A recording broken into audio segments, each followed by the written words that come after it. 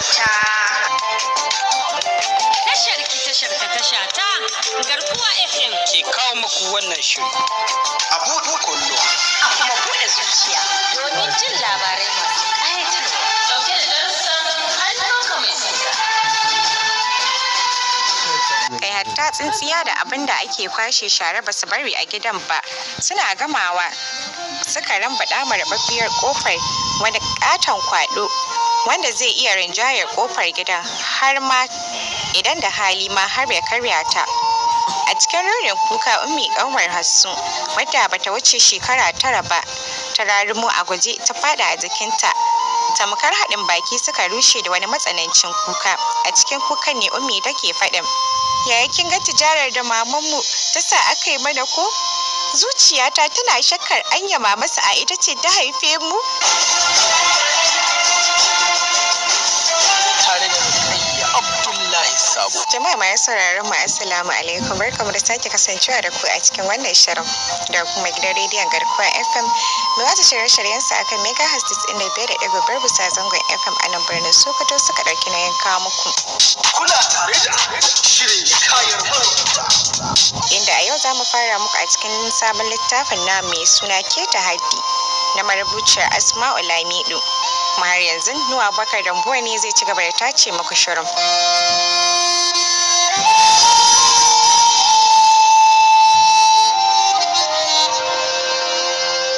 Kusan in ce kowannenmu ya san yadda yanayin ranar Juma'a yake kasancewa da matsanancin rana da yake zuwa da sauye-sauye na zafi.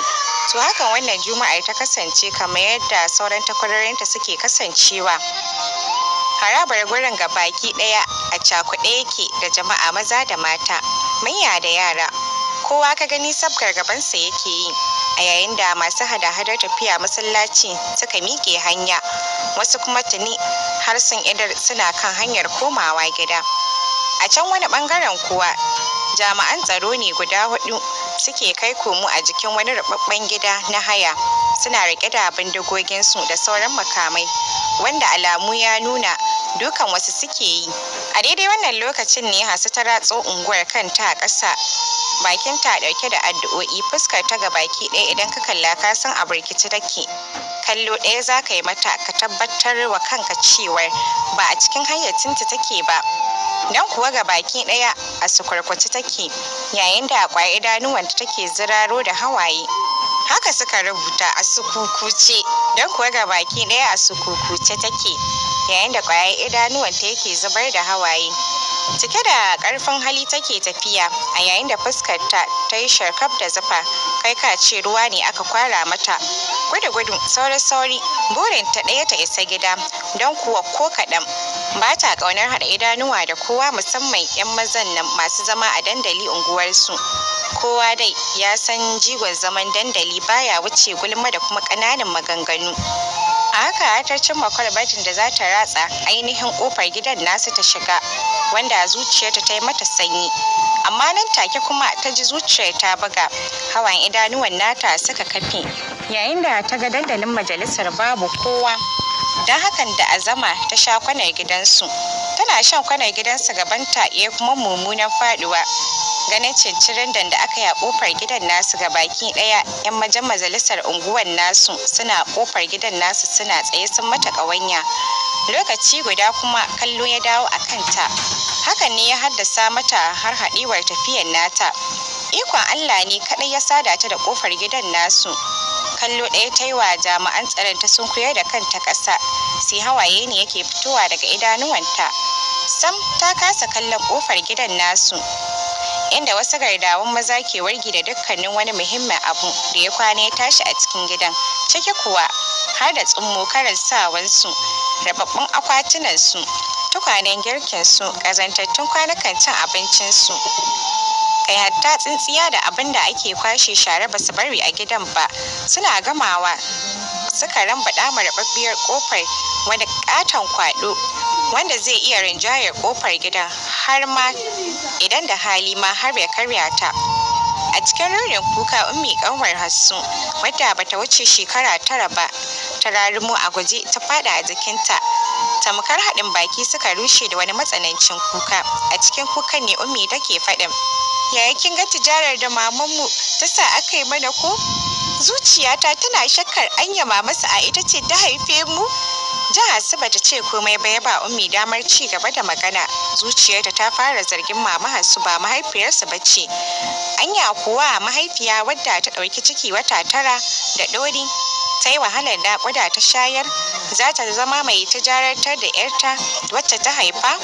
Wasu zafafan ƙwalla suka zubo ma Hassu shar. Sam bata koda mu da ta goge su ba, illa zuba yatsunta biyu da ta yi a bakin Ummi tana faɗin, kulkar ki sa shakka Ummi, wallahi mama Sa'a ita ce mahaifiyarmu, ita ce uwar da ta kawo mu a duniya. Ummi ta sake rushewa da wani matsanancin kuka tana faɗin, ba mu yi dace ba. Wannan cin mutuncin har ina, gaskiya na gaji da wannan wulakancin.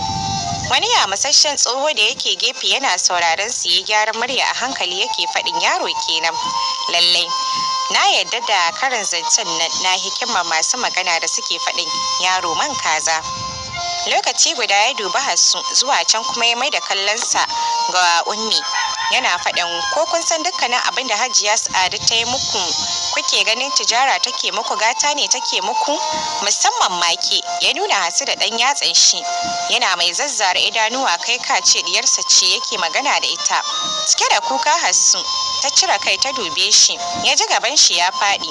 Ba za ki gane ba sai nan gaba Hassu, ina jiye miki a gaban rayuwarki, don kuwa Hausawa sukan ce gaba ta fi bayan yawa.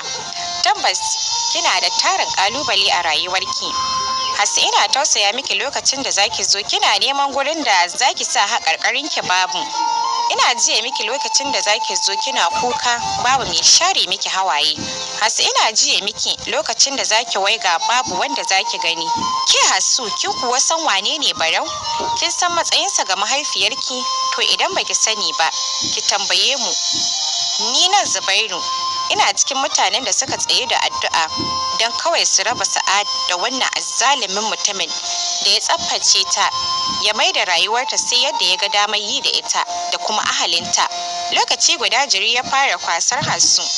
A tsanake ta fara duban jikinta, don kuwa gani take yi mutumin nan ya san komai a tsakaninta da Barau. A cikin wani gigitaccen ihun Hassu ta yi kukan kura, ta ci mimiye dattijan nan da ya kira kan shi da Zubairu. Tana gunji kai ka ce zaki ci. Da ƙarfi take faɗin, ya aka yi kasan Barau? Ina ruwanka da ahalin Barau? Me ka sani game da ni da 'yan uwana har ma zuwa mahaifiyarmu? Dattijan ya zuru-zuru, idanuwansa suka kada suka yi jazir, da ƙyar aka ɓaɓɓare ta daga jikin shi. Amma har wannan lokacin bata daina surutai ba. Lallai yau ne ta tabbatar da fanko kawai ake kallon sa a unguwa. A ranar kan ta yi kuka ba don komai ba sai don kasancewar ta ɗiya ga Sa'adatu da kuma wani ɓoyayyen al'amarin wanda sam ba zai faɗi ba. Hassu ta dauki akalla mintuna 40 kafin zuciyarta ta sassauto. A lokacin ne ta tabbatar ma kanta wurga-wurgan kayan da aka yi musu nafila ne babba fiye da bankaɗo ɓoyayyen sirrinsu, wanda take jinjina kunyar da za su shaƙa. Shin idan jama'a suka je da wani ido za su dube su? A daidai lokacin ne kuma ƙannan nata suka rugo a guje suna kuka, yayin da ilahirin jikinsu baki ɗaya rawa yake yi. Ummi ce ta yi ƙarfin halin miƙewa da sauri ta caɓe su. Faɗi suke, yaya Hassu yunwa muke ji, ki kira baba. Bata kai ga rufe bakinta ba Bilkisu ta iso. Jikinta a sanye yake, daga makaranta take yayin da idanuwanta suke tsiyayar da hawaye. Kallo ɗaya za ka yi mata ka tabbatar ta ci kuka. Kuma a tinta makale da waya, ga alamu a cikin zafi take magana. Idan kuma aka yi la'akari da take jin sunan Sa'ar, babu ko sakayawa. Cike da tsawa take mata magana tana faɗin, ina fatan zaki zuba ruwa ƙasa ki sha, tunda kin yarar da mu, kuma na kira ne in miki godiya akan abin da kika mana. Ta katse wayar sannan ta iso inda su Hassu suke, ta yi tsaye tana goge ƙwalla. Ummi ta ɗago suka haɗa idanuwa da Bilkisu, lokaci guda ta fashe da wani irin sabon kuka tana faɗin, zan shiga duniya wallahi, ba zan ci gaba da zaman tijara irin wannan ba. Balkisu ta fyace majina tana faɗin dan ma baki ji abin da take cewa bane. Ga baki ɗaya suka dubi Balkisun kallo mai cike da kosawa. Mila ta ci gaba da faɗin ta ce wai kaɗan ma muka gani. Ummi ta birkice tana faɗin me kuma za ta yi mana wanda ya wuce wannan, ai ta riga da ta gama yi mana komai. Ta ce mu saurari sammaci a kotu. Mili ta amsa da faɗin lokaci ya da za ta kyale mu ta yi harakar ta mu ma mai namu. Haba gaskiya mama ta daɗe tana gasa mana aya a hannu bisa wani dalilin. Hasu ta goge kwalla da ta kasa a tsayuwa ta ce ko kun san jiya kotu ta aiko da sammaci ranar talatin nan za a fara shari'a da baba. Ga baki ɗayansu suka yi tsit babu wanda ya sake cewa ƙala, kallon kallo kawai ake wanda ke nuni da kiɗimarsa a zahiri. Sun ci kuka har sun ba uku lada. Ƙarshe dai dole ƙannan nasu suka ɗauki kwano zuwa gida-gida suna bara. Wannan kan ba sabon abu ne a gare su. Ummi ta dafa kafaɗar Bili zuwa can ta ce ayya zan iya gafartawa mama kuwa. A daidai lokacin kuma ta ce kulkar in ƙara jin magana makamanciyar wannan daga bakinki. Baki da hankali ne? Ku tashi maza ku je ku yi sallah mu ci abinci. Yanzu nan na dawo kenan Samira ce take mayar mini yadda aka yi. Haƙuri dai za ku yi. Don ku a wannan karan mahaifiyar ku gata take nema muku. Hassu ta ja hanci alamar ta ci kuka ta ce a'a mama Maryam kada mu yi hakan da ke. Wallahi babu abin da mamanmu take so da mu illa tijara. Maman Maryam ta yi sauran katse Hassu da faɗin yi mini shiru kawai. Ko ma menene manufar Sa'adatu a wannan karan kan ban ga laifinta ba. Ko me ta yi kuma ko me take kan yi tana yin sani saboda jin daɗin ku. So take ta nema muku madafa musamman ke Hassu gwara kowa a kanki. Kin san Bahaushe kan ce idan an bi daga na ɓurya kan sha kashi, don hakan ki kula da kyau. Hassu ta ja nauyar ajiyar zuciya lokaci guda kuma ta sadda kanta tana jin maman Maryam tana surutanta amma ta kasa ta da kai ta kalle ta balle ta ce mata wani abin. A hakan dai har suka karasa gidan wanda suke makwabta da su wato gidan maman Maryam. Mama Maryam mace ce mai kirki da sanin ya kamata. Ko da suka isa gidan kai tsaye bakin tanki suka wuce suka ɗauro arwalla kafin su idar da sallah tuni Samira ta gama jera musu kulolin abinci a gefe guda kuma ruwan sanyi ne. Suna idar da sallar Ummi ta zabura ta miƙe tana faɗin yaya Hassu su Khalid fa ba su dawo ba. Gabaki ɗaya har da Bili suka miƙe a yayin da Bilkisun ke faɗin ya subhanallah. Hassu dai bata ce komai ba illa bin su da take yi hannunta riƙe da tasbaha ga alamun hankalinta dai baya a nan. Hawa yake kwaranyowa daga idanuwan Bilkisu da ƙarfi take faɗin nayi tur da Allah wadai da fitowa ta daga tsatsan sa'a. Ko kafin ta kai ƙarshe daga kalaman nata tuni maman Maryam ta kifa mata mari sai da ta faɗi ƙasa. Gabaki ɗaya daga Hassan har Ummi babu wanda bata ba tsoro ba. A yayin da ita ma mamar Maryam ɗin ta hau masifa kai ka ce ta uwar aka tabo da ƙarfi take faɗin sakarya mara mutunci. Duk da daɗe da sadin baki da ɗa'a amma ban san abin naki ya kai makwara hakan ba. Ya shallake kan jama'ar gari da kuma makota zuwa iyayen ma uwa wacce babu tamkarta shashasha kawai wadda bata san ciwon kanta ba. Shin naji Sa'adatu karuwa ce shi kuma uban naku menene? To buɗe kunnen kiki ji ko kya ji daɗin sharhi. Mahaifinki ya fi mahaifiyarki mugun hali. Shashanci ya fi mahaifiyarku. Ko dai shi ba ku san ainihin halin nasa ba ne? To karkaɗe kunnenki tunda tone-tone kike so sai mu koma cikin gida in buɗe miki. Da sauri Hassu ta ɗago kai tana faɗin a'a mama Maryam kada mu yi hakan da ke. Lokaci guda wani matsanancin kuka ya kubuce mata. A cikin kukan ne ma take faɗin ku rufa mana asiri don Allah don darajar mansansa. Maman Maryam ta ja dogon tsaki tana faɗin kina ƙarar rashin hankali ne Hassu? Ki bari na faɗa musu gaskiya da kullum kike ƙoƙarin ɓoyewa. Hassu ta hau girgiza kai, ƙwalla na fita daga idanuwanta a cikin ƙarfin hali ta ce, kar mu yi hakan da ke, ki sakaye wannan sirrin wanda faɗe shi bai da wani amfani. Ki duba girman alƙawarin da kika ɗauka ba za ki faɗa wa kowa ba. Rudewar da Hasu ta yi ne ya sa maman Maryam sassautowa daga dogon fushin da ta ɗauka. Ta ce, amma ke me yasa kike aiki irin na rashin hankali ne? Anya kuwa kin san ciwon kanki kuwa? Kin san abin da kike yi? Gaskiya kina da gyara a rayuwarki. Wallahi azam ki farga idan ma barci kike yi. Ki sani uwa dai uwa ce. Don Annabi da kanshi sai da ya faɗi a bita har sau 3 kafin ya ambaci uba. Ta ce tukunna matsa ya Hassu, naji Barau ya haifi Balkisu da Ummi. Ke haihuwarki yayi da har kike neman tijarar uwarki akan mijinta? Na ji su Bili suna neman kare martabar Barau a matsayinsa na mahaifinsu.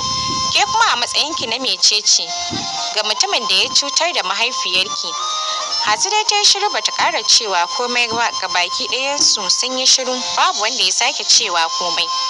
Sai can Ummi ta katse shirin da faɗin, ko da aka ce a yi biyayya, na ji malamai suna cewa ba bisa saɓa wa Ubangiji ba.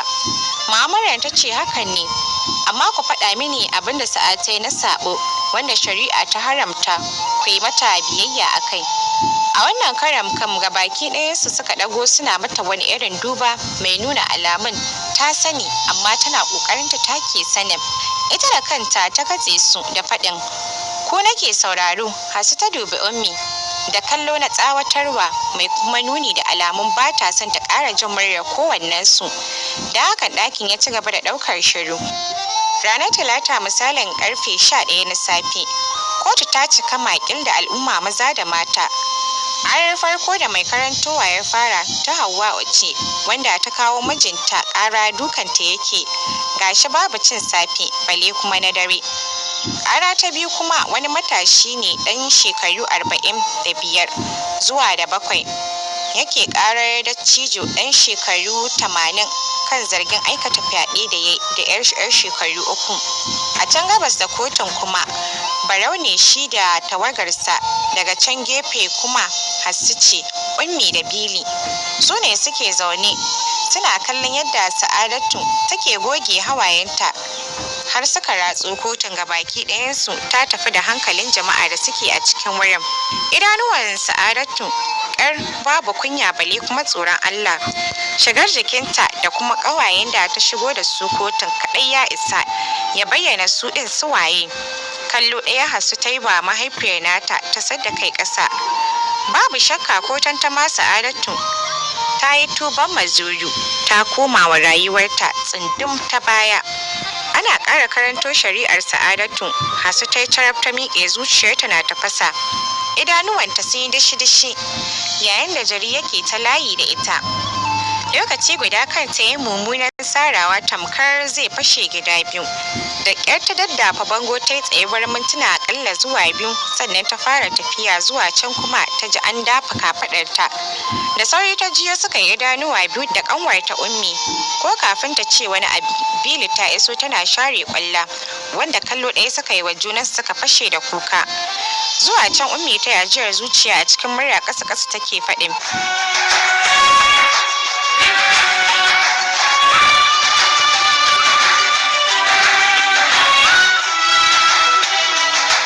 sauraro, a nan za mu dakata a yau a cikin wannan littafin mai suna KETA HADDI na marubuciyar Asma'u Lamido. Sai ku tare mu gobe idan Allah mai kowa mai komai ya kai mu. Amma fa kada ku manta, A cikin kowane labari akwai darasi ga mai saurare. da fatar mai saurare ka ƙaru. Sunana Rukayya Abdullahi Sabo daga nan gidan rediyon Garkuwa FM. Hikayar